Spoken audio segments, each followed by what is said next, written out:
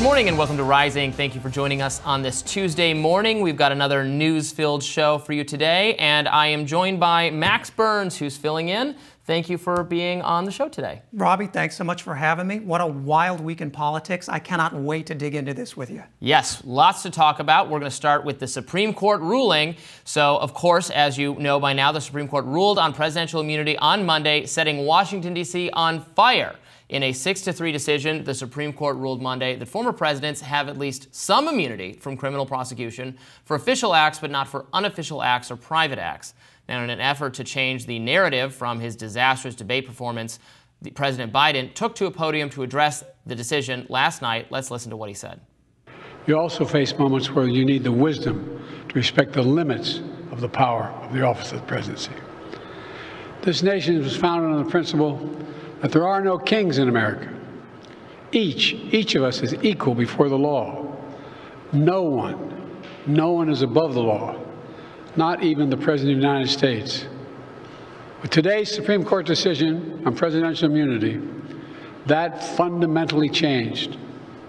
For all practical purposes, today's decision almost certainly means that there are virtually no limits on what a president can do. Now, SCOTUS's ruling means Trump might be shielded from prosecution for criminal charges relating to his alleged efforts to overturn the 2020 election. Now, if those actions are deemed to have been official or part of his constitutional duties, then they might be immune from prosecution. Writing for the majority, conservative Chief Justice Roberts maintained that, quote, if a former president's official acts are routinely subjected to scrutiny in criminal prosecutions, the independence of the executive branch may be significantly undermined if they're not protected. Writing for the liberal wing of the court, Justice Sonia Sotomayor wrote, the ruling is, quote, a mockery of the principles foundational to our Constitution that no man is above the law. The January 6th case against Trump is now in some jeopardy. The ruling will likely delay trials in other cases as well, rendering them unlikely before November, certainly. Trump lawyers are already talking about getting the 34 felony counts in the hush money case in Manhattan dismissed. Meanwhile, progressive Congresswoman Alexandria Ocasio-Cortez announced Monday that she's filing articles of impeachment against at least one justice over their immunity ruling. She took to X, writing, quote, the Supreme Court has become consumed by a corruption crisis beyond its control. Today's ruling represents an assault on American democracy. It's up to Congress to defend our nation from this authoritarian capture. It's unclear how many and which of the justices she would target. So obviously, people are freaking out, hair on fire, panic in liberal media, Democratic circles. I should say I also have some qualms about this ruling for sure. I don't want presidents, Trump or Biden or anyone, to have like unlimited authority to do whatever they want and face no consequences. Like, I get it. I have that concern too. This is not the way I wanted this decision to rule, not because of anything having to do with Trump, just because of the important constitutional principle. That said, I think the reaction has been a little bit hysterical. They didn't say that he is in all circumstances shielded from any potential criminal inquiry, just that there has to be a distinction between these official acts and unofficial acts. And then under the official acts, there's a subcategory where it's presumed he would have immunity, but he might not. And so on. So you think there's a little bit of too much panic going on here? Well, I think under any read of this decision, this is an expansion of the conception of presidential immunity. I mean, in the state dining room, there is a quote from John Adams that says, may only honest and wise men govern under these doors. Now, that was initially a blessing, but now it seems more like a warning because, as Joe Biden said, really the only limit now on what a president can do is that president's personal conception of his own power. Now, what shocked me is that Joe Biden seems to be the least concerned about all of this. His message was go out and vote to make sure Donald Trump doesn't win. Now, that puts a lot on voters, while sort of removing any necessity to take advantage of this situation from members of Congress, from the president himself. Alexandria Ocasio-Cortez now seems to be about the only person who really gets that this is an opportunity for Democrats to make a case against a historically unpopular Supreme Court that not only supermajorities of Democrats, but also independents loathe. And meanwhile, we have our elected officials on the Senate judiciary in the White House essentially saying we're going to tie a hand behind our backs and just use a very limited conception of this ruling and hope everything goes to plan.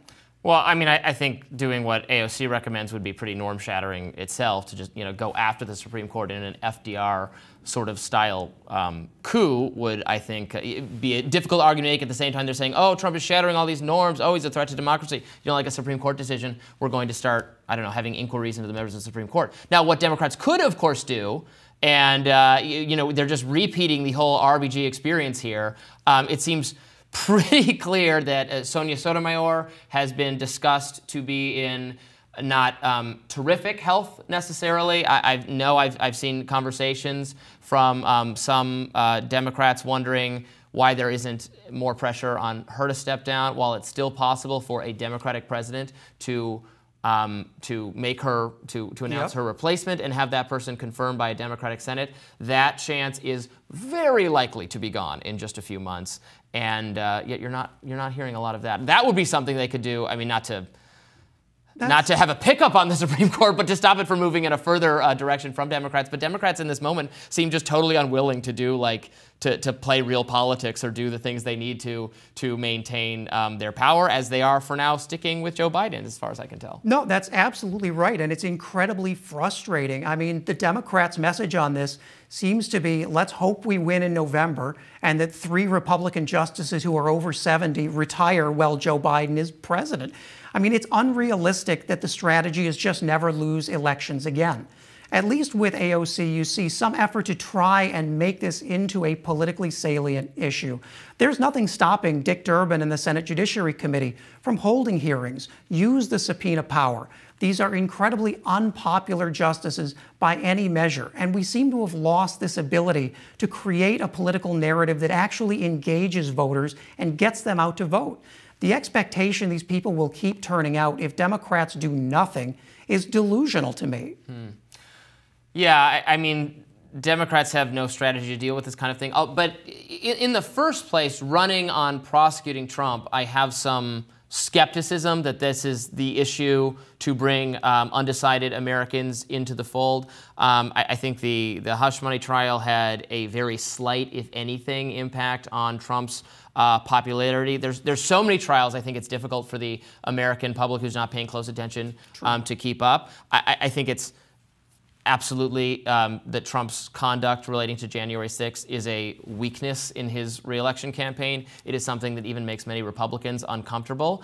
Is it the most salient issue for very many people in America? I don't think the polls are showing that very much. People are concerned about inflation and immigration and the state of the economy in general, maybe some of the Middle East, maybe whether Joe Biden is even capable of being president for 4 more years, given the debate performance we saw.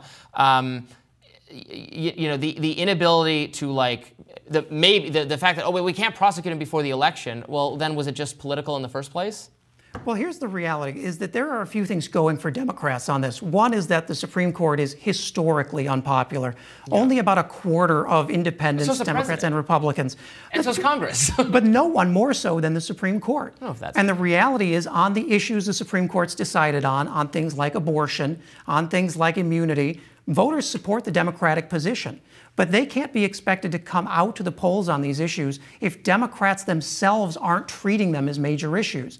The expectation that these voters are just going to realize on their own that these issues can only be solved by re-electing a Democrat and enhancing the Democratic majorities in Congress is just lazy politics. I mean, we have been schooled for decades from Republicans who are experts at turning issues into theater that engages and mobilizes voters. I would love to see any of that, especially on an issue that we say correctly is so defining, not just for the next election, but for the future of the country. I mean, Donald Trump realistically has the chance to replace multiple liberal justices in a second term. That is not something to be underplayed. And this commitment to institutionalism that Joe Biden is showing, in a sense, underplays the seriousness of the threat to the institution. I would say that decades ago, conservatives got very serious about molding the court in accordance with their vision. They got sick of, it was the case that what I think was Eisenhower, Nixon, appointed so many nominally Republican judges and justices that ended up having for the time, very liberal records. Yep. Were not, committed to Federalist Society kind of ideological views, and that was very irritating that happened so many times. And so conservatives got serious about it. Like, no, we are going to hold our candidates' feet to the fire, and we are going to make them promise to appoint judges who will actually rule in accordance with the philosophy we want. Of course, we remember when Bush tried to appoint Harriet Miers, someone with no real history of a conservative legal philosophy, and conservatives said, no, absolutely not, no way, we will not let this happen again, no. And he backpedaled, and then Samuel Alito ended up with that seat. Conservatives put pressure on Republicans to actually get what they want, and over time, it has worked. There is sort of a terrible brilliance to it. I mean, you're right. This is a multi-generational effort that's been taken very seriously behind the scenes. It's occurred when Republicans have been in majority. It's occurred when they've been in minority. They have been remarkably consistent of ideology over best government, over best practices, over country. And there is no such discipline in the Democratic Party. I compare it almost to Nixon after his loss to Johnson. That there is, or Nixon after his loss to Kennedy, where there is no governing democratic legal ideology anymore. There's become a comfort here, and a lot of these things were taken for granted. The idea that Roe could never be overturned, the idea that the administrative state was a permanent fixture of American government. And this has been proven woefully wrong this term, and the fact that Democrats are surprised shows that many of them just weren't paying attention. Well, but would be running on an expansion or a maintenance of the administrative state be a winning campaign message? I don't think so. A lot of Americans are very frustrated with the administrative state and how it, I would argue, hamstrings progress, how it stops, business regulations strangling small business, the economic situation in this country, from everything else going on. A lot of our COVID-era rules, we remember those, made by not by democratic forces, but by administrators who'd been in power for decades and had not changed with the administrations changing, that there's very little accountability. I think the American people, this is true of the conservative movement at least, and this is their major issue now, and I think you see at least some support for it among moderates as well, that the administrative state has come out of control, that is no longer constrained by democratic forces whatsoever, that Congress has totally failed on its legislative job, has no interest in being a legislature, has no interest in doing anything but being on TV, frankly. And so so the president has unitary power to make policy that is then actually revised by the administrative agencies, sometimes subject to the disapproval of the Supreme Court. And that's how our government actually functions. It functions without Congress doing anything. Well, the challenge here is, you're right, Congress is a terrible legislative body. Last year they passed 27 bills. Now we want to put them in charge of actually authorizing hundreds and hundreds of federal regulations that they're now going to need to authorize. I take the opposite view entirely. I think one of the things that's driven American exceptionalism, certainly American economic growth, is the consistency of our rules and regulations for business and investors. You know what the rules are going to be when you start a business, when you engage with this country economically. Now, when you take that away from agencies, you put it back into a highly politicized environment, you put it back into district courts, suddenly all of that certainty disappears. And you have an environment that is much more challenging to predict business-wise. It's no surprise that the stock market dipped significantly after this ruling. These businesses understand that that predictability has been their greatest asset. And now you're handing it to a Congress that can't even tie its own shoes. That's a huge risk. Well, we will continue to discuss this decision this week. More Rising coming up next. Well, the polls are in, and they will be surprising to no one except maybe President Biden. Take a look at this Silver Bulletin poll. Shows Biden plunging 7% post-debate. The founder of 538, Nate Silver, tweeted, quote, "I think the probability that Biden isn't the nominee on November 5th is closer to underrated than overrated. Probably won't involve him giving up the office rationally or easily. But these are a lot of bullets to dodge." Not all polls, however, tell the same story. A Harvard Capps Harris poll was conducted after the debate found the results fundamentally unchanged, with Trump leading Biden by 6 points in a head-to-head matchup. Now, all those bad polls have people wondering, will Biden be replaced? The questions come as the Democratic National Committee is considering formally nominating Biden as early as mid-July to make sure that he's on the ticket and quash any talks about replacing him. As far as Biden and his family, Axios reports, quote, Biden has zero interest in stepping aside. And First Lady Jill Biden and key family members and friends all agree, according to people who talk regularly with them. Meanwhile, CNN's Jake Tapper has an idea for Biden's much-needed rebranding. To take a listen at this interview with Senator Chris Coons, who has stood by Biden staunchly. I think it is easy to settle this right now by President Biden going to the Brady Press Center, the press file in the White House, and doing a 2-hour press conference. Everybody would cover it live. Networks probably would cover it live. He'd answer all these questions. It's not a crazy thing to expect a president to do. And the fact is, you know that. The campaign knows that. The White House knows that. That's how you settle this. You just put him in front of reporters, and he handles himself with acuity, aplomb. We all see it was just a fluke. Oh, my God, I can't believe it happened. And we move on. The fact that you haven't done that says quite a bit to me. Jake, what I've just said maybe 3 times in this interview is that is what I am urging and recommending. So that's Chris Coons. However, other Democrats like MSNBC's Joyanne Reid argue that Biden's age doesn't matter. Take a look. This election is no longer about the old guy that's in the White House now.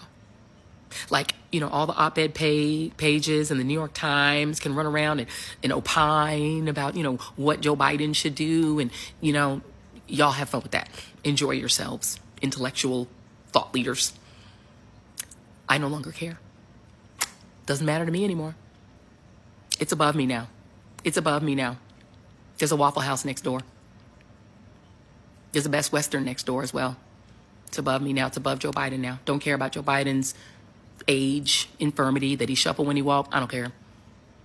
He could be seated for the rest of, from now to Election Day, and never get up off a chair. He could sit down. He could roll around in a wheelchair. He could be on a skateboard, seated. I don't care. Donald John Trump cannot be allowed back into the White House.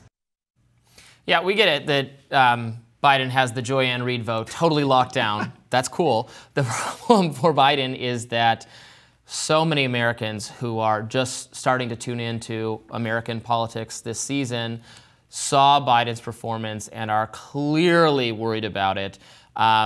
You have him, his family apparently telling him to stick it out. I saw reported that Hunter Biden has emerged as a prominent voice in the room urging Biden to stay in the race. This was reported, I believe, from the New York Times, that one of the strongest voices imploring Mr. Biden to resist pressure to drop out was his son, Hunter Biden, whom the president has long leaned on for advice. Of course, Hunter actually does have some personal incentive for Joe Biden, I think, to remain president in case a pardon or commutation is ever necessary.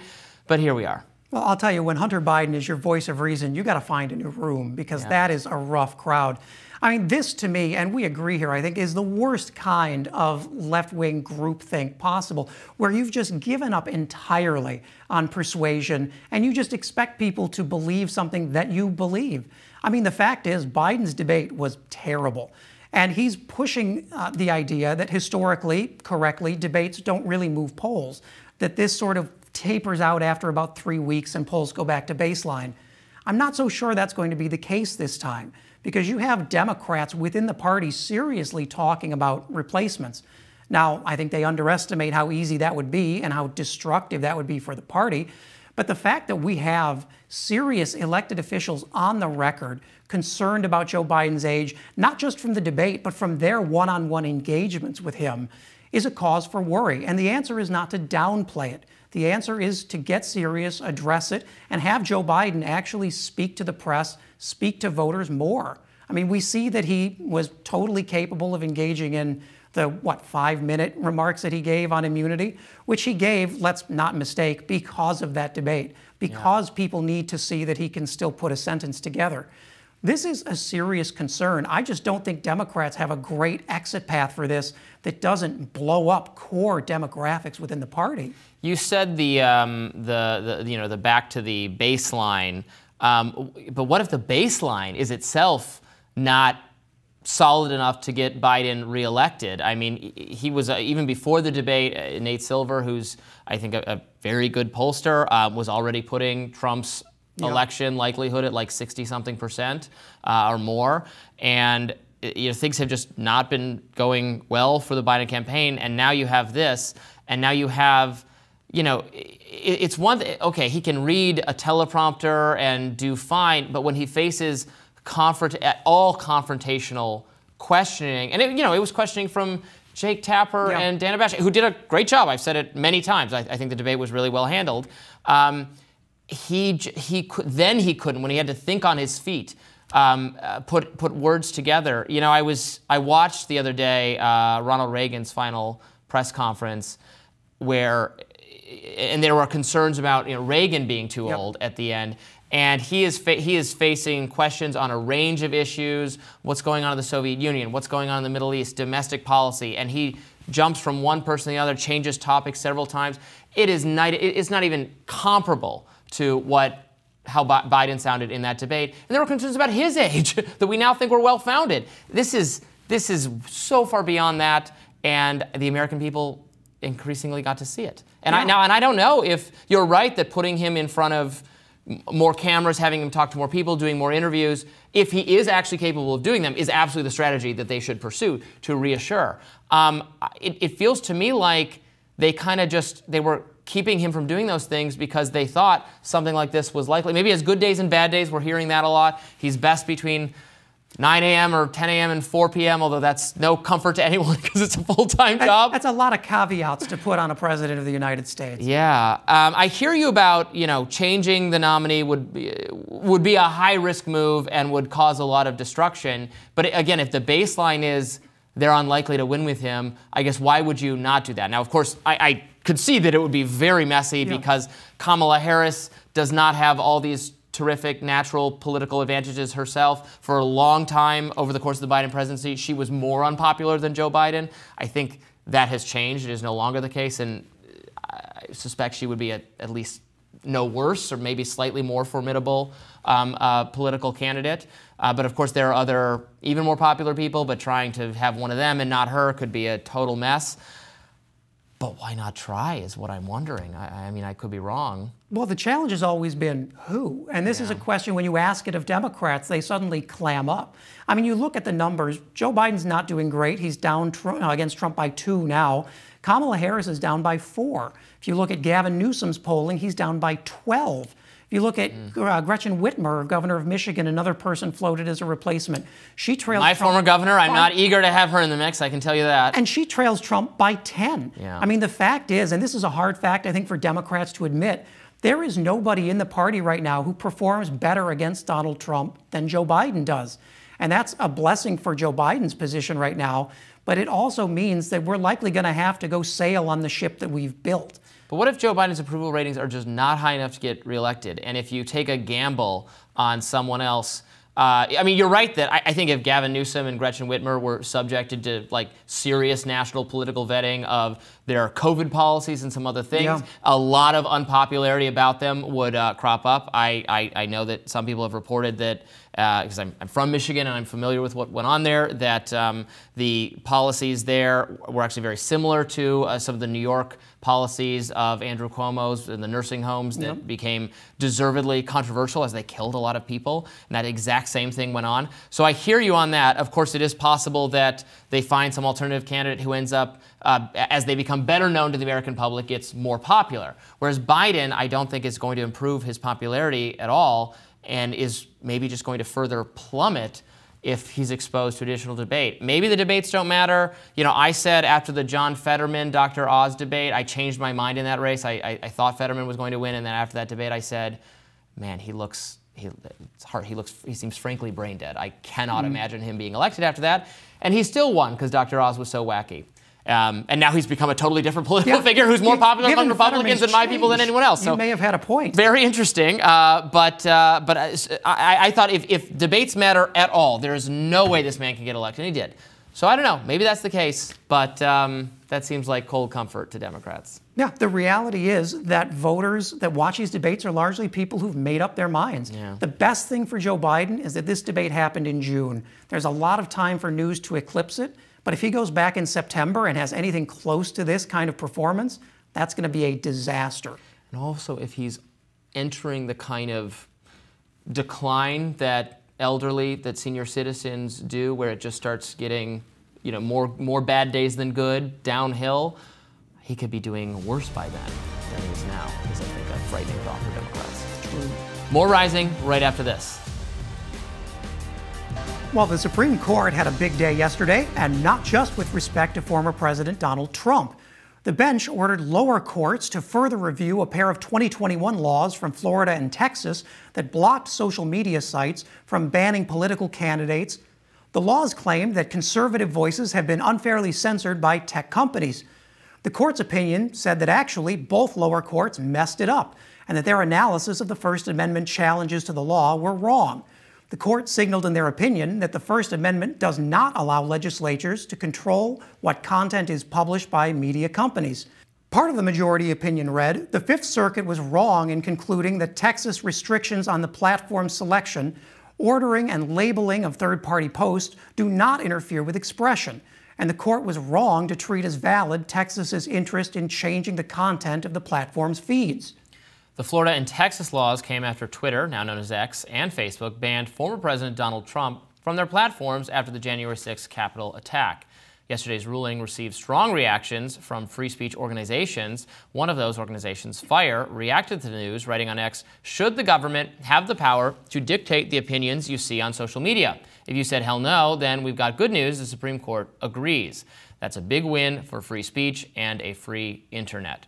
Today's opinion makes clear there's no social media exception to the First Amendment. The government can't dictate what post must be seen on X or Facebook any more than it can dictate what op-eds run in the New York Times or the Wall Street Journal. Chris Marchese, director of NetChoice, said in the last 15 hours, NetChoice secured 4 victories in 4 different lawsuits against 4 different states. The decisions prevent the government from controlling the internet's marketplace of ideas or access to it. To give government that power, warns the Supreme Court, is to enable it to control the expression of ideas. Thankfully, that is what the First Amendment protects all of us from.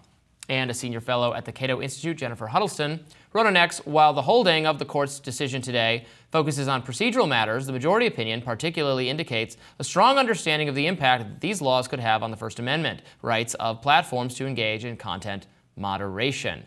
So this is a decision that I've been paying close attention to. I read a lot in my other job for Reason Magazine about social media and censorship policies. So what essentially happened is that the states of Texas and Florida said that the platforms cannot take action to take down political speech, political ads, etc., because they thought that there was bias against conservatives. I certainly think there have been ample examples of bias against dissident and contrarian speech on social media. Now we've learned that a lot of that was actually done at the behest of federal officials, but we'll get to that in a minute. But anyway, the government of those states said they can't do that.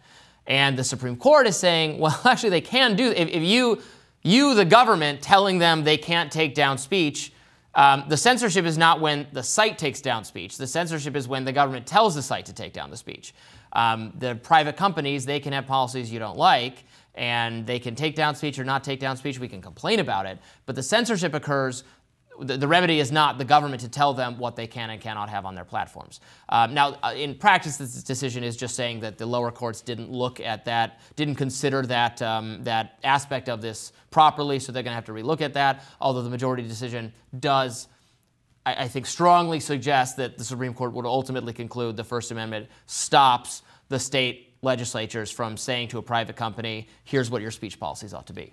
And I think that's fairly unsurprising. I mean, this court, for all of its vacillation on issues, has always stood fairly straightforward on First Amendment issues, especially when the government is trying to coerce a company to do or not do something.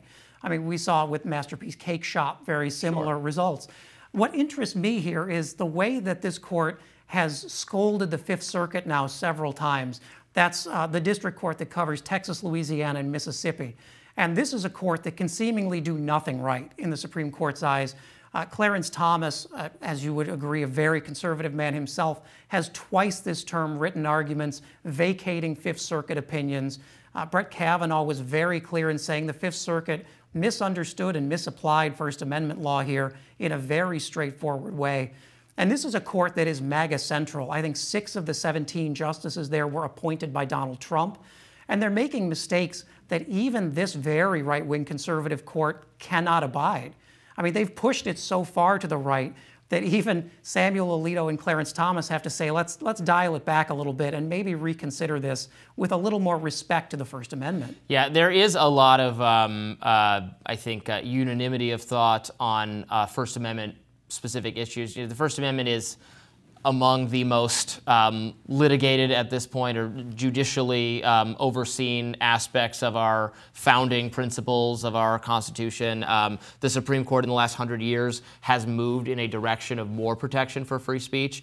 You know, if you think about the actual amendment, it just says Congress ought to make no law about free speech, First Amendment. That's now been, you know, read to include all other aspects of the both federal and state governments and officials, and the protections are very robust. You know, 100 years ago, the Supreme Court said, oh, actually, it's fine for the government to stop people from distributing leaflets arguing against entry into World War I. That was how bad the protections for free speech were at that time. Since then, in the last 100 years, it has become remarkably tilted the other way. And in fact, right, things like Masterpiece Cake Shop, areas where I would argue that the underlying behavior was expressive and ought not to be prohibited by the government, but where there's at least some, you know, academic or philosophical disagreement about does that actually count as speech. The Supreme Court has said a wider swath of human activity counts as speech and is thus protected under the First Amendment, which is very encouraging to me. Now, of course, they didn't. So this is the second kind of major social media case that came out from the Supreme Court this term. The other one was the Missouri v. Biden, or Murphy v. Missouri. It had like 2 different names at a different point, on whether the pressure coming from federal officials, particularly over COVID, to censor speech when White House officials and the CDC and everybody else, even Joe Biden himself, said Facebook was killing people, when they yelled at social media companies, jawboning, to try to get them to take down speech, did that violate the First Amendment? And, you know, a lot of people like myself saw the reasons for why I think it did violate the First Amendment, but the Supreme Court said no. They said it was not. I mean, they said, again, for procedural reasons, that the people had not actually shown harm, and that the harm was likely to repeat, and that there was some redress the court could offer them, so it ends up getting a bit technical. But they declined there to say that pressure from the Fed, because that wasn't a law. In the case of Texas and Florida, they actually passed a law that the Supreme Court said violates the indirectly suggesting that high likelihood of violating the First Amendment, whereas the conduct from the officials was not a law. It was them just emailing and calling and saying, hey, we'd like you to do this, not saying you're legally required. And the Supreme Court has drawn a distinction there. And the Supreme Court has made a few of those kinds of decisions already this term, that there has not yet been a harm to bring merits to a case, which isn't to say that that may not be something that could in the future, if legislated, become a justiciable issue. The reality is we have so many of these fights about the First Amendment now because our country has become very tribalized and very unwilling to accept that people can say things we don't like. I mean, social media in many ways is the kid nobody likes. Democrats have problems with it because Elon Musk owns it now. Republicans, and in Florida, Ron DeSantis has gone to war with companies that say things he disagrees with. And this is a reminder of why the Founding Fathers took so seriously and wrote so clearly express protections for speech. Because as is often driven into the ground, it doesn't protect speech you agree with, it protects speech you disagree with. And we find that if you can build a big enough tribe, as DeSantis did in Florida, you can try and curtail speech. What's surprising to me is that they overstepped so far that even this conservative court had to say that your argument on its face doesn't make any sense. I often think the public anger at social media platforms coming from, you're right, coming from conservatives, coming from liberals, is ill-founded, and then the solutions being offered are like ridiculously counterproductive. On the Republican and conservative side, I think you're hearing a little less of this now, maybe because Elon Musk owns one of the major platforms. But remember the calls to break up big tech. Big tech is silencing conservatives. Well, then we did learn that a lot of that silencing was not motivated solely by the companies, but was under pressure from the federal government and by mainstream media and a bunch of other people. But I've always said, when I talk to Republicans and conservatives, I'm like, social media has been broadly a good thing for the conservative movement. There are all of these conservative news organizations, media organizations that have flourished on social media. And not just conservatives, independent, contrarian. I count my own program, Rising, as one of those. Absolutely. YouTube is our distribution model. It would be insane. It would be like suicide, like shooting myself in the foot to advocate these platforms going away to be replaced by what? By the traditional or mainstream apparatus that was way more hostile to, I would argue, to conservative views. So I really think Republicans were in danger of shooting themselves on the foot when they were stressing, destroying or breaking up or harming the major platforms. And then on the Democratic and liberal side, I hear so much hand-wringing these days about misinformation, the spread of misinformation on social media. It's like, okay, but then you start looking at the studies that show it's really a small number of people on social media who are perpetually spreading and fooled by outright false information. Is the media literacy all that much worse on social media than it was in other organizations? No.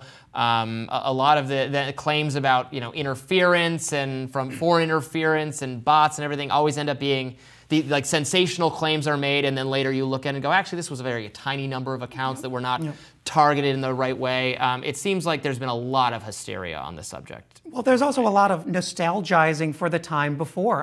Democrats had no problem with social media when in 2008 Barack Obama utilized it to make a revolution in how we communicated. They were proud of it. They bragged about it. And it was worth being proud of. Democrats had a massive advantage on social media for almost a decade and a half before Republicans figured out how to use the Twitters.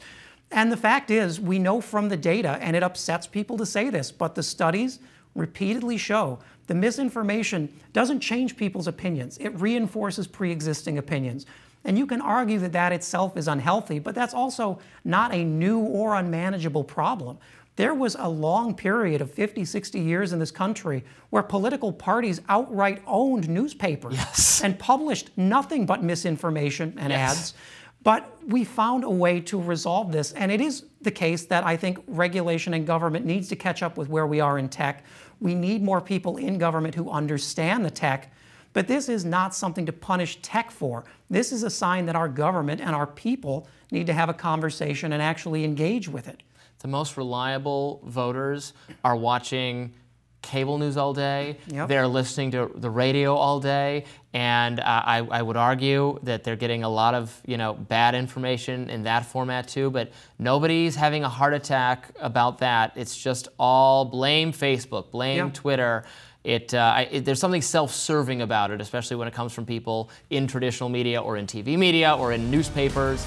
I think it's industry competition a little bit. More Rising right after this. The war in Gaza grinds on. Israeli forces struck southern Gaza overnight, this time in the eastern town of Khan Younis. Israel said it was in retaliation for rockets fired the previous day. Now, Israel also said that it provided warnings to the civilian Palestinian population, a population that is on the brink of starvation and living in rubble. The latest attacks come after weeks of pounding nearby Rafah. Now, while U.S. headlines have shifted to domestic politics, we, of course, wanted to check in with Trita Parsi, Executive Vice President of the Quincy Institute on Statecraft, to explain what is going on. Welcome back to the program, Dr. Parsi. Thank you for having me. Yes, thanks for joining us. Please bring us up to speed. What is going on the ground in Gaza? Well, as you mentioned, the Israelis are now going back into Khan Younis. And this is a pattern that we've seen, which is that they've gone in, completely destroyed certain places, claimed that there has been a victory, claimed that they're now moving on to other parts, telling the population to move in this direction or that direction. But in reality, they're actually not defeating Hamas. Predictably, we're seeing that Hamas has the capacity of still striking Israel. And at the end of the day, this was not a surprise in many different ways. If you listen closely to what the people are saying in the Israeli debate itself, you have military officials quite openly saying that all of these statistics about defeating and killing Hamas people in Gaza are actually straight out lies, that in reality, Hamas has actually been able to recruit more people over the course of the 9 months that they have lost, precisely because the population is under so much pressure that they're flocking to Hamas to resist the Israeli slaughter that is taking place. We're seeing a similar trend in the West Bank, where Hamas was not strong in any way, shape, or form before October 7th, in which Palestinians are shifting to more radical organizations precisely because of, as a reaction to what the Israelis are doing in Gaza as well as in the West Bank. And what is going on with Netanyahu's government and his attempts to remain in power? You know, we've heard for so long the frustration with Netanyahu that this could be the end for him. Defections from the war cabinet. What's the state of that? Well, the war cabinet was put together after October 7th. He actually didn't need all of those different individuals in the cabinet to continue to govern. But if he loses people from his original coalition, then of course the government may risk falling. When Netanyahu was first supposed to come and speak in Congress on June 13th, and then that was postponed all the way to July 24th, I mean, essentially pushing it back 6 weeks. I suspected at the time that the Democrats were trying to reschedule it in the hope that by July 24th, either there would have been a ceasefire, or Biden would have gotten a Saudi-Israeli normalization deal, or there would not have been a Netanyahu government in place because the government would have collapsed by then. And as a result, they would essentially escape this embarrassment of having Netanyahu address Congress and attack the Democrats. I think Netanyahu, on the other hand, thought that if you postpone it, it gives him the opportunity not only to continue the war in Gaza, but also opening the front with Lebanon. And we're hearing more and more concerns from the U.S. government that that is the direction Netanyahu is going, and that by mid-July, there may actually be a full-scale attack against Lebanon. If that is the case, I think we can rest assured that at least one of the considerations of the Netanyahu government is that having this new front war taking place just days before he comes to Washington is perfect timing for his standpoint, because it forces Washington into yet another bear hug of Israel, and they will do so right when he's about to speak in Congress, which then would neutralize a lot of the democratic opposition that exists to him in the U.S. Congress. So we're seeing that, extending the war, opening new fronts are political tools that serve Netanyahu's interest, and there's no sign at this point that his government is closing to any form of collapse, even though several people from the war cabinet has left. Now, go ahead. Now, the Gaza war has fallen out of the headlines in the United States as domestic issues have really taken hold. But I'm curious where in this fight the generals stand now. There have been calls for ceasefires from fairly senior Israeli officials. Has that issued any sort of pressure on the Netanyahu government? It certainly has put some pressure and, street protests against the Netanyahu government in favor of a ceasefire, because its ceasefire is coupled, of course, with a release of the hostages. And we're seeing increasingly how the hostage families, as well as sympathizers, are realizing that the Netanyahu government has never really had a real interest in striking a hostage deal that ends the war. The last one that the Biden administration presented as Israel's own proposal was something that Netanyahu just walked away from last week, because he made it clear he would not strike a deal that ends the war, even if it secures the release of all the hostages. This has now, of course, fueled a lot of anger in certain parts of Israeli society, because they're realizing that the Israeli government is actually not serious about bringing home the hostages. Now, Israel came up in the debate last week between President Biden and former President Trump, a debate that was widely evaluated by people to have been a disaster for the incumbent. Questions about Israel came up. I found it interesting that neither candidate really wanted to talk about it very much. Trump actually, I think, ended up addressing a question about Ukraine instead, and then circled back to Israel under moderator pressure. He, criticized Biden for being pro-Palestine, did not signal what he would do differently. Obviously, there's a lot of dissatisfaction with Biden's policies among his own coalition, among some others. I didn't hear from Trump what significantly would be different if he was president. What did you make of their answers on Israel? I think your point about neither side really wanting to talk about it is actually really correct. From Biden's standpoint, of course, he's never wanted to really talk about it. It is not a winner for him in any way, shape, or form at this point. His support on the left amongst critical elements of his winning coalition from 2020 is collapsing because of Gaza. It's been overshadowed by his horrible performance, but we should not forget that a lot of the loss of support already had started long before as a result of Gaza. Trump is in a position in which he's happily watching, standing on the side, watching Biden self-implode on Gaza, and there's no reason for him to say anything. If he says anything that potentially could alienate or push back voters back into Biden's camp, that would obviously be a mistake. And he doesn't have to do too much to present himself as someone who's very solidly with the right wing in Israel either. So he too has an interest in shifting the conversation to Ukraine. I do think, however, that if Trump was president, I think in the beginning he would have probably done very much similar things as Biden, probably with even less degree of restraints on Israel.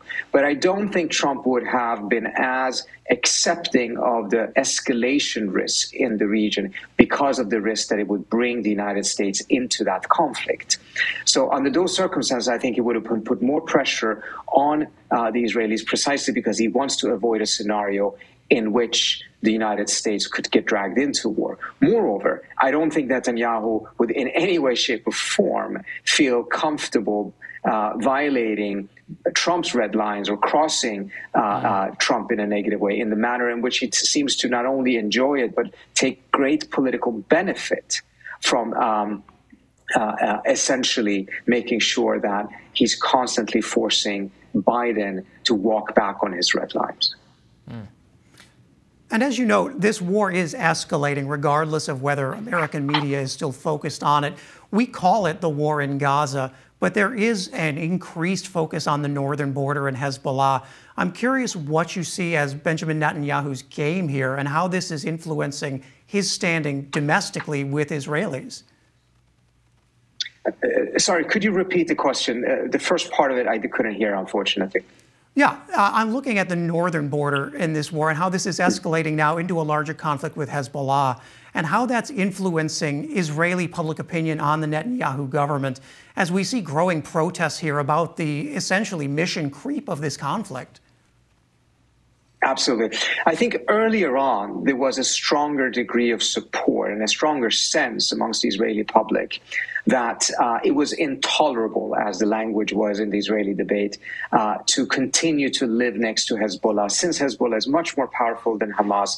And if Hamas could pull off on October 7th, just imagine what Hezbollah could pull off. That was the argument. And as a result, making the argument that it had to be a preventive war against Hezbollah rather than waiting for what they consider to be an inevitable attack.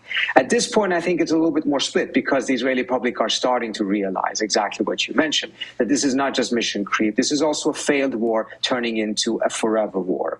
And as long as the United States is continuing to provide support, financial as well as replenishing the ammunition and the bombs and the shells, etc., Israel has the physical capacity to continue the war. But America's patience on this may not be indefinite, and it can come to an end. And in the meantime, the Israelis have put themselves in a much worse situation, both internationally as well as regionally. Israel's standing internationally has probably not been this low since 1992, before the Oslo process started. Dr. Parsi, thank you so much for joining us today. We appreciate it. Thank you so much for having me.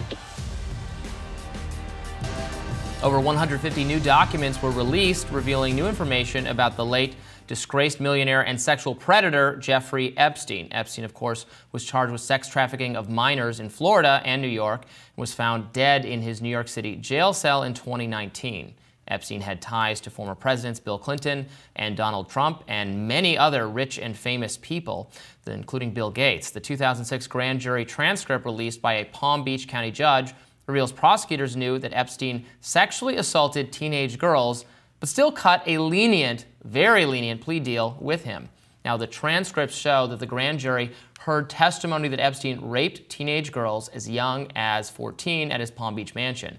The teenage girls testified that they were also paid cash or rented cars if they found him more girls. The more you did, the more money you made, one detective testified. Yikes. Nonetheless, in 2008, Epstein cut a deal with South Florida federal prosecutors that allowed him to escape more severe federal charges and instead plead guilty to state charges of procuring a person under 18 for prostitution and register as a sex offender. Epstein was only sentenced to 18 months in jail, during which he was allowed to go to his office and outside of the prison 5 days a week as part of a work release program. He served 13 months in the private wing of a minimum security facility and then entered house arrest. Over the next decade, Epstein would meet many more victims before being charged with federal sex trafficking crimes in 2018 in New York. The Palm Beach County clerk said in a statement that releasing the grand jury documents helps, quote, ensure transparency to the people of Palm Beach County and to the international community that has closely followed the Epstein sex trials. Yes, so not a lot of new information here, but it is something to see that the people that sentenced him, the judicial proceeding that determined, you know, what you just read, a minimum security facility where he had his own private wing. He could basically come and go as he pleased. He could leave the facility for the entire day to go work, and I think he set up some, you know, ostensible workplace for himself right before this that he could go to that was pretty cushy, and then he'd go back there, didn't even serve that entire sentence, then entered house arrest. This was a very cushy arrangement for him, despite all of the evidence presented that that he had engaged in sex trafficking and sexual assault of underage girls over and over again, variety of victims, that he roped them into finding more women for him, just this vast web of illegal, illicit, disgusting behavior. And the punishment was just not at all, you know, not that I'm like always for throwing, you know, harsher criminal penalties for everyone, but like this is one guy you'd think, given what he did, would get pretty harsh criminal penalties, and it was extremely lenient, and we're seeing that the judicial process wasn't misled, like they were fully aware of the vast evidence of illegal behavior. It's pretty cushy justice, to be sure. I mean, adding to the fact that he was allowed to arrange his own transportation to and from the jail, something no other work release inmate is allowed to do, essentially chauffeuring himself around town at the expense of law enforcement. What shocks me about these revelations is how prosecutors handled this grand jury. Because as we know, from Hunter Biden to Donald Trump to anyone, prosecutors in a grand jury do not bring in witnesses that weaken their case. That's the luxury of a grand jury for prosecutors. They can make the toughest possible case, exclude witnesses that weaken it. But here is a prosecutor in their own indictment hearing undermining their own witnesses, saying, well, were you really a victim? You made some money. That must have been pretty nice. You knew what you were doing, and minimizing what Epstein is up to. I have never seen a prosecutor in a grand jury go so out of their way to minimize the horrific crime someone committed. Right. I mean, you're correct to bring up the Hunter case and the Trump case, where prosecutors are, you know, finding, like in the Trump case, it ends up being, what, 34 felony counts for this, you know, campaign finance violation or alleged, so, but it ends up being 34 felony counts. Prosecutors have so many tools at their disposal to take even a relatively more minor matter and make it a very serious criminal matter. They have a lot, you know, going in their favor. Something that supporters of criminal justice reform like myself often worry about, prosecutors having too much authority to stack the deck in their favor. Here, they didn't use those tools at all. and then this guy, not rehabilitated at all, over the next 10 years, continues to engage in even more depraved behavior in the Virgin Islands, in other places, just totally unconstrained, not like I've learned my lesson and I will never do this again, goes right back to the exact same kinds of things, has many of the same people in his circles. Bill Clinton and Donald Trump, I think, apparently did not have contact with Jeffrey Epstein after this behavior became known. But Bill Gates, who I mentioned, did actually have sustained and continued contact. He still had a relationship, Epstein did, with Bank of America. Some messages have come out about that are just absolutely damning and disgusting. We've talked on the show before about the government of the Virgin Islands and how they wanted to accommodate his desire to change the sex offender registry status there, and he just kind of straightforwardly offered sort of campaign boons. I mean, he was a wealthy person able to get what he wanted. Maybe if the charges had been, if he'd been treated like an actual convicted felon, someone convicted of sex crimes, the way people usually are. I mean, I've covered cases of like 17-year-olds who had sex with their 15-year-old girlfriend and get harsher treatment than this. That happens every day in America. The Romeo Juliet statute things for sexting or for those kinds of stuff. The book gets thrown at you. It was not thrown at him, and thus he was never painted as a real felon, a person to avoid. Yeah, and as we've established from the record now, maintained very cordial relationships with Palm Beach County and Florida and federal law enforcement officials while in jail, to the point that he gets a deal no one has ever received before, at a level of leniency we have never seen before. And I'm not one to believe in conspiracy theories, but this is one that certainly turned out to be true. Yeah. And the question now is why? Now that we have the documentary record, there is no denying that this prosecutor went wildly out of the norm and out of their way to minimize what Jeffrey Epstein did in an attempt to place blame on the victims. Why? This is a conversation that now needs to happen afresh, and that prosecutor needs to explain why they threw out over 100 years of grand jury precedent to, for this specific, very wealthy, very connected man, completely serve as a defense attorney in a hearing meant to indict him. Yeah. I mean, the why, people wonder, is it because he had dirt on powerful and influential people? Is it because he was an intelligence asset? I've heard that speculated about. Is it money talks and you can buy your way to much greater leniency if you're very wealthy and not a outright political target? All the money in the world can't stop Biden and Trump from facing legal inquiries at this point because we live in partisan political times. But if you're not on a political radar and you have a lot of money, you can buy influence. That would be the explanation, or the explanations that he was useful in some way to some intelligence apparatus because he had these powerful people in his network, the royal family of England in his network through Prince Andrew. So it is, and then obviously his secrets dying with him, the manner of his death, very suspicious to a lot of people.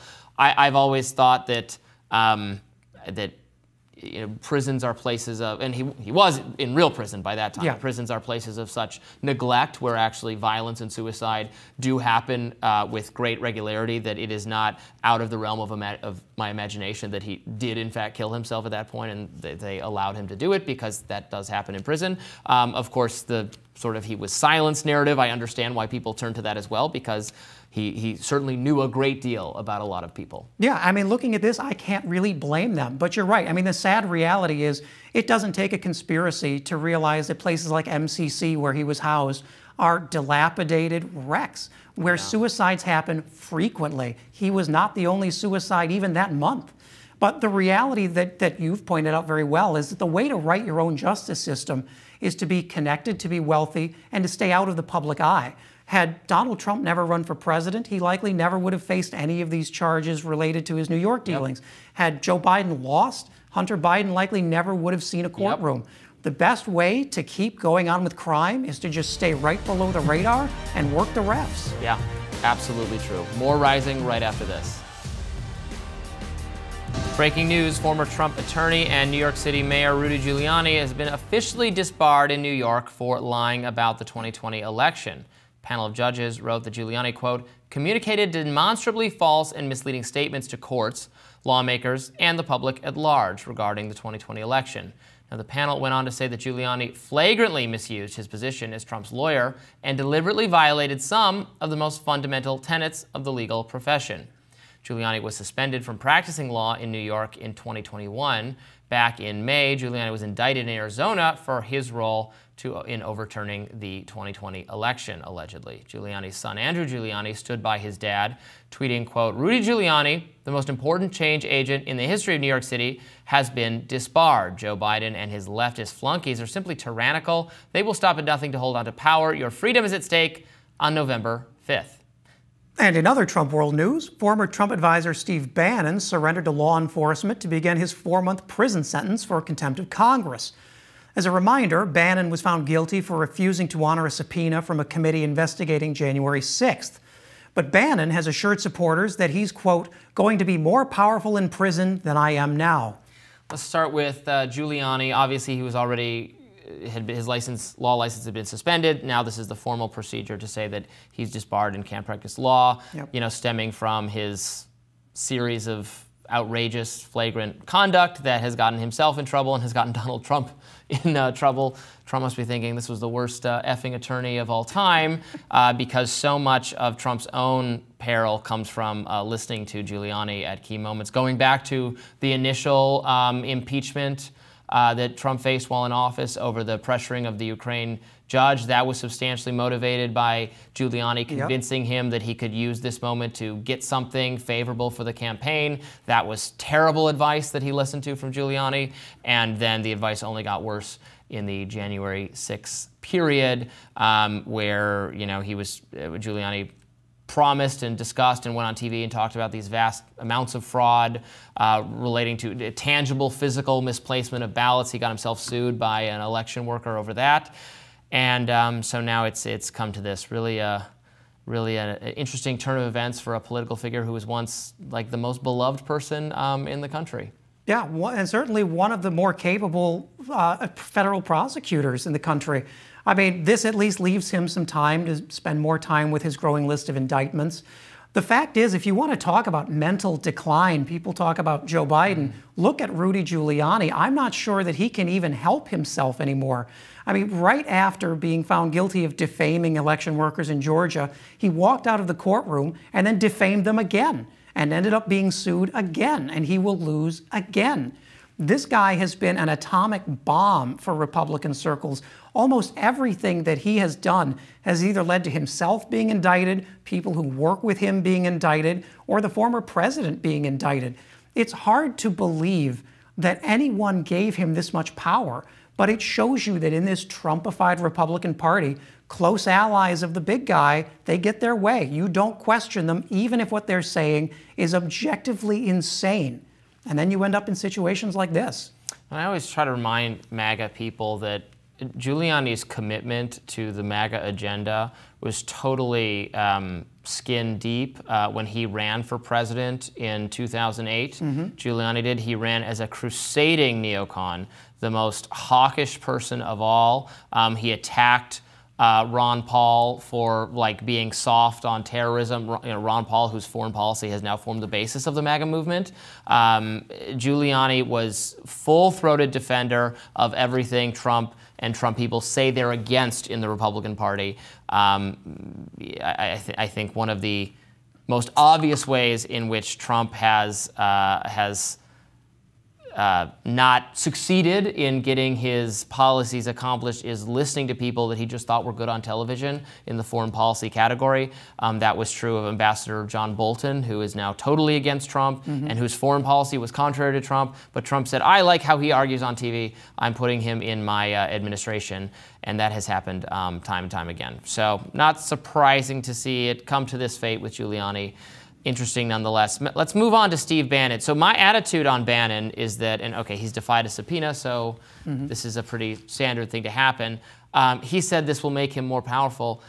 He might be right. Bannon sees himself, I was just reading this interview that the New York Times, that David Brooks did with Steve Bannon, and Brooks asked him, do you see yourself in the same business as Fox News, as Roger Ailes' right-wing journalism? And Bannon responds, no. I'm not a journalist. I'm not in the media. This is a military headquarters for a populist revolt. This is how we motivate people. This show is an activist show, the show that Steve Bannon does. If you watch the show, you're a foot soldier. We call it the Army of the Awakened. He goes on to say that Rupert Murdoch is a bigger threat to what he's doing than MSNBC because it's, you know, like controlled opposition and that kind of thing. Bannon sees himself as a warrior on behalf of populism. He's an activist. I could very well see how imprisoning him makes him more popular or sympathetic to the kinds of, you know, he's trying to rope more Republicans into his view of the way the world ought to work. Yeah, and it's certainly a terrifying thing for democracy. Because you look at Steve Bannon, Michael Flynn, Nick Fuentes, all of these people who orbit this extreme MAGA circle, they believe and will openly tell you that they think democracy has run its course, that it doesn't work, that it's time for an alternative. And that alternative is authoritarianism under Donald Trump. I mean, Steve Bannon will certainly have a lot of friends in prison. A lot of the people that he enabled and empowered and motivated on January 6th are also going to be in prison with him. The fact is, Steve Bannon is not some outlier to the Republican Party. He is increasingly what the Republican Party believes. And they will unapologetically tell you that if you ask them. For him, this prison is a badge of honor. He's going to come out, he's going to make hay of it, and he's going to go back to selling male enhancement supplements and touting autocracy on a web show. Well, I would say the aspects of Bannonism or populism or, you know, whatever has occurred on the right that speak to the concerns of ordinary Americans about immigration, about the mismanagement of our economy by the elites, about frankly, a certain lack of democracy in how fundamental policies are made, going back to COVID, where none of this, or very little of it, seemed freely chosen by the people. It was all ruled by mandates and fiats and central authority. So I hear you on the democracy is at stake, and as I've said, I'm not a big fan of many of Trump's policies, or certainly him as a political actor. But the aspect of this that is about dismantling an elite consensus or a central authority that so many Americans think has mismanaged this country and is not fundamentally democratic. And then on the other side, they're putting up someone who faced no democratic pressure to have there be a different candidate, who's being shielded from the forces of democracy at every turn, and who himself or his administration or his simpaticos have tried to keep Trump off the ballot and imprison him. I don't know. I think the democracy argument starts to get a little dicey. Who's for democracy here? Well, I think it's easy to say Steve Bannon is not. I mean, Steve Bannon is not, sure. You look at the message that he and others in his group are sending. They want the authority to overturn elections in which Republicans lose. They want a unitary executive with unlimited amounts of power to enforce law above and beyond Congress, which they've now received from the Supreme Court. And they want a system that's outlined very well in Project 2025, where there is a presidency in scope and power unlike any we've seen before, that does not represent the needs of the people, but represents the needs of what the far right thinks the people need. And that is textbook authoritarianism. There's no way around that. And Bannon is the first one to say that. How is it authoritarianism to start getting rid of federal employees that don't face democratic accountability because they are not in step with what a new administration wants them to do? I mean, that is Project 2025 at its core. I'm sure there are other aspects of it that I don't like and don't agree with, but fundamentally it's the idea that even when Republicans win office, when Donald Trump wins legitimately, as he did in 2016, the conservatives and Republicans who win a mandate, win the presidency, win sometimes majorities in Congress, are not able to implement what they were tasked with doing because the federal bureaucracy is itself progressive ideologically at its core and cannot be replaced enough. We don't have a spoils system anymore. We have an entrenched bureaucracy that continues operating, and there's a lot of business as usual regardless of who's in control. So my understanding of Project 2025 is that this is an effort to grapple with that reality, that there is the Trump agenda, not overturning elections or not whatever else, but the Trump agenda on immigration and on the economy and maybe on foreign policy or maybe on other issues does not get implemented because the people who face no democratic accountability are hostile to it, and Project 2025 is an attempt to remedy that. Well, it's also a much more expansive document. I encourage you to take a look. I mean, including things like invoking the Riot Act and calling the military out against protesters, jailing peaceful protesters. And you're talking about not just turning over parts of the bureaucracy. That happens in every presidential administration. What Project 2025 is very clearly laying out is overturning the civil service, is removing everyone who does not pass a loyalty test to Donald Trump, and effectively taking us back to a period where we had a spoils system that didn't depend on your competence, on your expertise to do the job. There was no interest in making government function. It was a pure loyalty operation. That's what Donald Trump has always been clear that he wants. And for everyone else, as Steve Bannon and Trump said at the debate, it's going to be vengeance. Yeah. I mean, you mentioned, like, for instance, deploying the military against rioters. Do I personally think that's a good idea? No. But a majority of American people supported doing just that. So again, when there's support for the policies of Republican political figures, when it's popular to do what Republicans want to get in office to do, they still can't do it because of the way the state is set up now. And you can think that's not a problem. It just doesn't seem very democratic to me, I guess, to have the Republicans never able to do what they want because the state is set up against them, even when it is popular.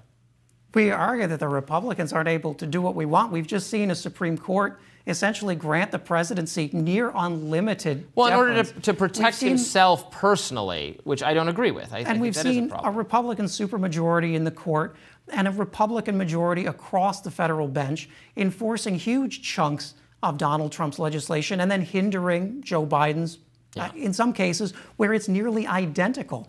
I mean, to say that Republicans aren't able to achieve anything they want is to overlook this massive 50-year effort that has been very successful in reshaping the court. That is the thing they have going for them right now. That's quite a thing. More Rising right after this. The inner details about Biden's debate preparation and health following that disastrous performance, using that word disastrous a lot lately. These details are trickling out. Watergate reporter Carl Bernstein joined Anderson Cooper, where he revealed what many in his inside circle are saying about how often this kind of thing occurs. Let's watch. Well, these are people, several of them, who are very close to President Biden, who love him, have supported him, have been among them are some people who have raised a lot of money for him. And they are adamant that what we saw the other night, the Joe Biden we saw, is not a one-off, that there have been 15, 20 occasions in the last year and a half when the president has appeared somewhat as he did in that horror show that we witnessed. And what's so significant is the people that this is coming from, and also how many people around the president are aware of such incidents. Bernstein also said that things recently took a turn for the worst and shared what was going on during the debate preparation. These people who have supported him, loved him, campaigned for him, see him often, say that in the last 6 months particularly, there has been a marked incidence of cognitive decline and physical infirmity. What I wonder about is the people who were, working with him at Camp David, allegedly in this intensive debate prep, if there were concerns there about this, and I don't know if you have got any word about that, but how anybody involved in that debate prep, I mean, didn't anybody see something was amiss? The debate prep was supervised by Ron Klain, who has been with President Biden for many years. And people I've talked to have all been to Ron Klain in the last year to say, we have a problem. We have a problem such as we saw the other night, that there have been numerous instances where the president has lost his train of thought, can't pick it up again. There was a fundraiser at which he started at the podium, and then he became very stiff, according to the people there, as if it were almost a kind of rigor mortis. Bernstein also told Cooper what happened when the first family and Klain were confronted with concerns. I think that what these folks are saying and have been saying for a while is, yes, he's great when we see him as we have tonight. But he also has these inexplicable moments that we're very concerned about, and you, Ron Klain, and the First Family, we need to talk about this, and they've been pushed back repeatedly whenever it's been brought up. So the only thing I disagree with there is that these are inexplicable moments. I mean, they're perfectly understandable. We've all had elderly people in our life who, it's sad when this occurs, but it's a natural part of the aging process. It doesn't always occur for people at an exact, there's no exact point in time where this happens to everyone. We certainly know people, even some people in government, who are older than Joe Biden and don't seem run down in the same way. I think that's true of Bernie Sanders, who I don't agree with substantively on policy whatsoever, but I wouldn't say is showing his age or has changed much in how he behaves and how he communicates during his time in Washington. It's different for everyone. It can set in earlier than this, where maybe we're lucky to have had the president at his cognitive peak for as long as we have, but the point being that I have a hard time imagining this is going to get better over time. In fact, we know it tends to get precipitously worse, even in a very short amount of time. I don't know how he's going to reassure people. To know that he's already having moments like the debate moment 15 or 20 times in recent months, and that people close to him are aware of this, and they're still saying, I mean, maybe it's too late. Maybe they're still saying stick it out, stay in the presidential race. Maybe it's just too late. But why haven't they been saying this? I mean, a year ago, we could have had an actual process. You could have had debates with other candidates. You could have had an actual primary system. They did that on the Republican side, and Trump won it, so tough luck. That's what happens. They did not do that on the Democratic side because they said, well, he's the incumbent, and he's not going to be subjected to a real elective proceeding because of that. Well, I think this is also a reminder for people who are not in politics of how politics really works. That once you're in, you're in. And you can keep your job even if you disastrously misserve your principal. Ron Klain, the people who, by their own admission, have shielded Joe Biden from the press and from other advisors for much of his term, are still in jobs. Ron Klain is still a trusted advisor getting phone calls about what to do. I mean, in any other industry, if you misguided a CEO this poorly, you'd be done. Yeah. But my concern here is we're also very selective in how we talk about this. I mean, we had Mitch McConnell freeze up quite literally in camera several times. No one has expressed concern that he's still Senate Minority Leader. We've had Donald Trump spinning around names, inventing things that didn't happen in front of cameras, rambling off for years. Nobody seems to ask whether he's fit to run for office. But there is a culture of secrecy in politics that we saw with Dianne Feinstein. Oh my God. We certainly see it now with Mitch McConnell, who I can guarantee is not the last time that's happened. But there is this concern here that if this is all just a big secret being kept from voters, what else is being kept from us? Yeah, I will make no excuses for Senator McConnell. Conservatives should be grateful to his service. He accomplished a lot that conservatives wanted, despite having this antagonistic relationship with Donald Trump that has so irked some people in MAGA world. But there's no question that he cannot continue to serve in leadership. He doesn't intend to continue to serve in leadership. He should not serve probably at all. I think the age issue in Congress is a major deal. Congress has to craft regulations. Actually, power is being turned back to Congress if they would actually like to have some of that power in the Chevron collapse that happened in the Supreme Court. I think that's the way it ought to be. But we got to have regulators who understand tech, who understand. We're going to have AI regulation conversations. You know. None of us trust our grandparents to be that tech savvy when it comes down to it. I'm probably not savvy enough for whatever new technology is coming along the way. The idea that these people, and it happens every time there's a hearing on Capitol Hill involving the social media platforms when they periodically were dragging Zuckerberg and Jack Dorsey and all the rest before Congress to answer questions. And what emerges is that they have an embarrassing lack of precise knowledge about the technologies. So this is a huge problem. It could be a national security problem. We need people in our government, to be taking phone calls in the middle of the night with world leaders on different time zones. And you're telling me that Joe Biden's best hours are between 10 and 4. I mean, that is just such cold comfort. Now what I'm seeing a lot of Democrats saying is that, well, just keep in mind you're really voting for a team. And Joe Biden is just the communicator. a really enfeebled communicator, but there's actually all these other people who are really running things. Of course, that doesn't end up being a very comforting message, I think, for a lot of people. Not the strongest argument, is it? Yeah. You're not actually voting for Joe Biden. You're voting for a team of faceless bureaucrats who will keep the government running. Yeah, perhaps the most unpersuasive argument, and it's been tried before and failed. What I think is interesting in what Carl Bernstein said is we hear so much talk about what the donors are thinking, what the party leaders are thinking, what the movers and shakers in Democratic circles are thinking. We never talk about what the voters are thinking. And we just had 2 polls out that show that a majority of Americans think Joe Biden should stay on the ticket and run. The same cannot be said of Donald Trump, who's now had 4 consecutive polls of American voters who say that he should not be on the ticket because of his felony convictions. So if we're going to talk about who actually matters here, we should probably spend a little time talking about the voters. I know the money people run all the networks, but those voters actually are going to have a small role to play here in November when they go out and vote. Yeah, there's no mistaking it. Donald Trump is a very flawed candidate. It's certainly not my preferred Republican candidate. I think I've made that very clear. He has massive liabilities himself.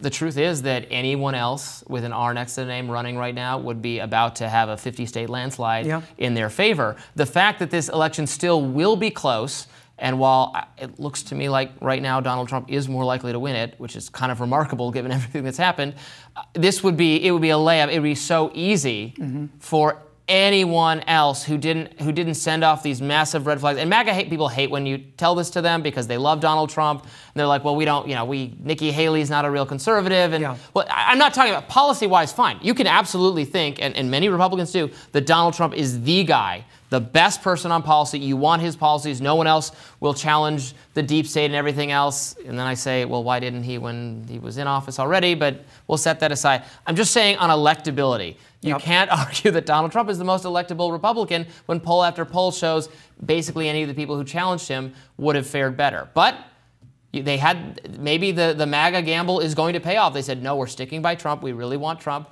We're willing to take a risk that Trump won't win and some other Republican will. But we're taking that risk because we think Trump could win and ought to win. And that looks like it might be a gamble that pays off, given that the Biden age issue is only going to get worse between now and the election day. It really is a cynical gamble, and you're right. I mean, Nikki Haley believes nothing. She'll believe whatever she needs to believe. I'm no fan of her, but she would have won.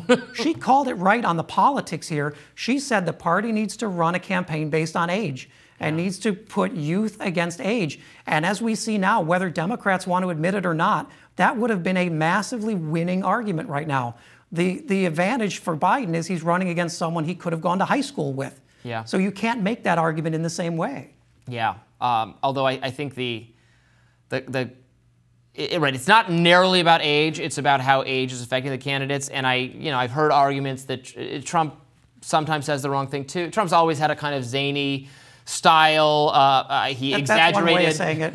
That's a kind way of saying it. He exaggerated wildly in the debate. I know he did that. But there's a sharpness to his thinking in comparison to Biden that has been on display recently. Not saying that I agree with him or that the things he's saying are always accurate, but I can see why his speech patterns are, I think, less alarming right now. I think there's a basic question of whether Biden just could be capable of doing the job of presidency for another 4 years. Separating ideology or policy or anything else, to make that argument, you essentially have to make the argument that who the president is does not matter. It's just which party is in control, which determines which actual decision makers, expert bureaucrats, which class of people are taking the reins, and that is not a politically palatable argument. Yeah, not at all. I think you have this challenge with Democrats. They hate to admit that perceptions matter and that voters prefer a strong and clearly voiced candidate to one who's mumbling, who's staring, who seems to get lost in his own thoughts. And when you make the argument that this election is critical because we cannot elect Donald Trump because who is president matters, you can't then also say, but it doesn't matter on the Democratic side who's running the White House that day. Yeah. I mean, this is a circle Democrats walked themselves into without thinking it through, and now there's no clear exit path. Yep.